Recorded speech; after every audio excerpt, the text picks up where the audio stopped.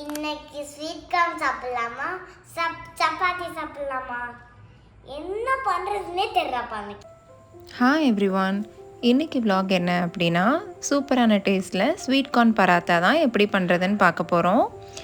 இது கர்ட் ரைத்தா எல்லாத்தோடையுமே ஒரு சூப்பரான காம்பினேஷனாக இருக்கும். வாங்க எப்படி பண்ணுறதுன்னு பார்க்கலாம்.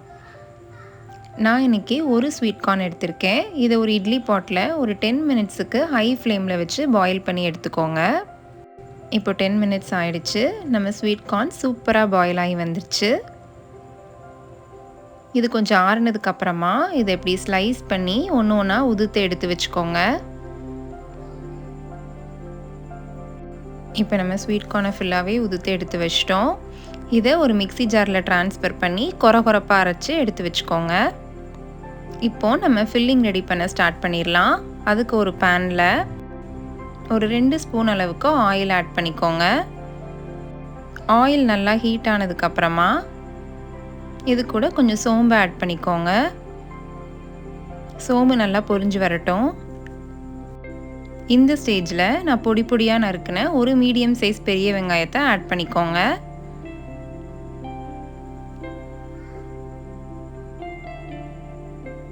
ஆட் பண்ணிவிட்டு இதை நல்லா வதக்கி விட்டுருங்க.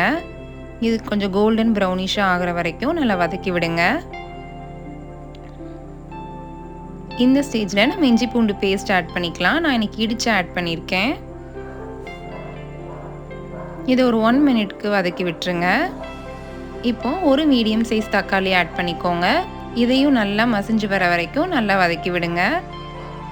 இப்போ நல்லா மசிஞ்சு வந்துருச்சு.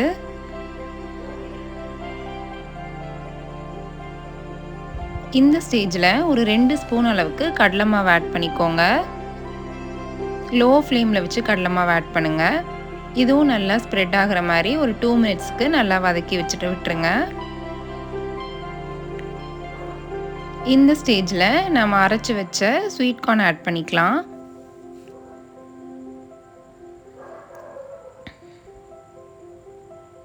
இது லைட்டாக மிக்ஸ் பண்ணி விடுங்க.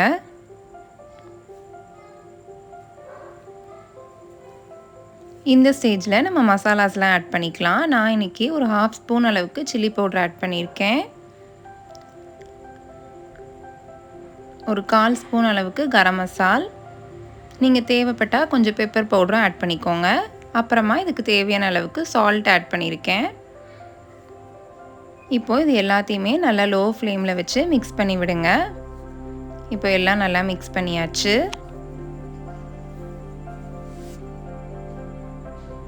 இந்த ஸ்டேஜில் நம்ம பொடி பொடியாக நறுக்கின கொத்தமல்லி இலைகளையும் தூவி ஸ்டவ்வை ஆஃப் பண்ணிடுங்க. நம்ம ஃபில்லிங் இப்போ சூப்பராக ரெடி ஆயிடுச்சு.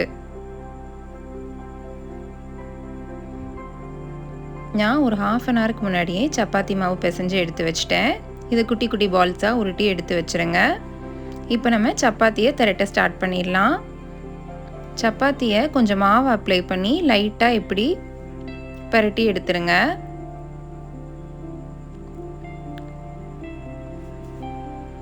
கொஞ்சமாக இப்படி தேய்ச்சி விட்டதுக்கப்புறமா நம்ம இப்போ உள்ள ஃபில்லிங் வச்சிடலாம். இப்போ கொஞ்சம் ஃபில்லிங் எடுத்து இதில் வச்சுருங்க. இப்போது எல்லா சைடுமே இப்படி லைட்டாக மடித்து விடுங்க.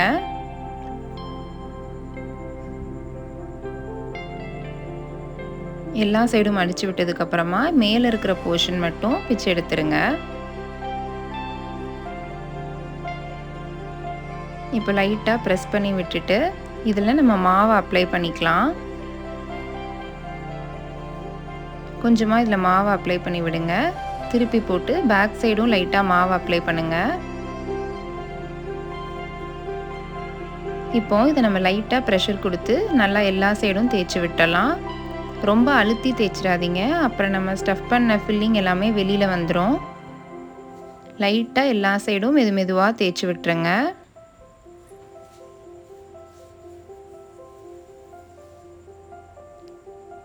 இப்போ நம்ம நல்லா தேய்ச்சி எடுத்து வச்சிட்டோம். இப்போ நம்ம தோசை டவாவில் போட்டுடலாம். இப்போ தோசை டவா நல்லா ஹீட் ஆனதுக்கப்புறமா இதை போட்டுருங்க. ஒன் சைட் கொஞ்சம் லைட்டாக வந்ததுக்கப்புறம் இன்னொரு சைட் திருப்பி விடுங்க.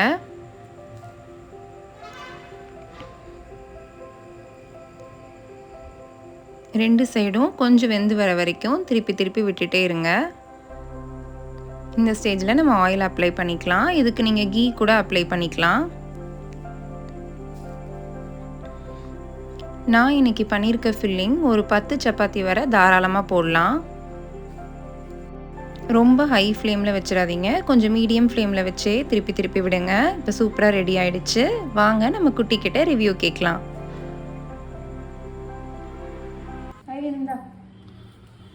சப்பாத்தி வந்துருச்சு.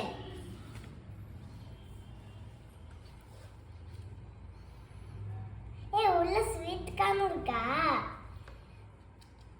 சூப்பர்மா. சேர்த்து பண்ணிட்டியா? சூப்பர்மா.